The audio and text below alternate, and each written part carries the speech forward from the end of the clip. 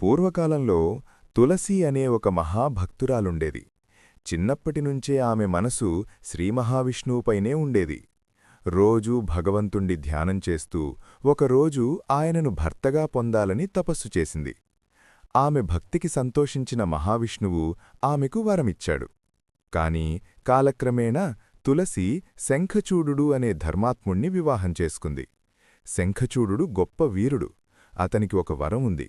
తన భార్య పవిత్రత ఉన్నంతవరకు అతనిని ఎవ్వరూ జయించలేరు.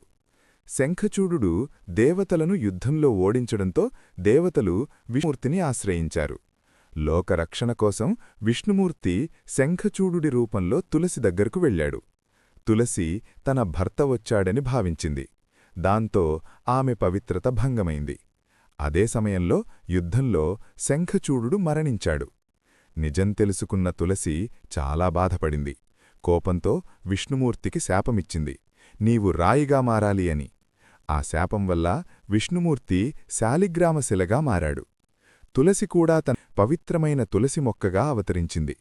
అప్పుడే విష్ణుమూర్తి ఆమెకు ఆశీర్వదించాడు, నీవు ఎప్పటికీ నా పూజలో ముఖ్యమైన స్థానం పొందుతావు అని. అందుకే ఈరోజు ప్రతి విష్ణుపూజలో తులసిదళం తప్పనిసరిగా వేస్తారు. ఈ కథ మనకు చెప్పేదేమిటంటే, నిజమైన భక్తి శాశ్వతమైన గౌరవాన్ని అందిస్తుంది.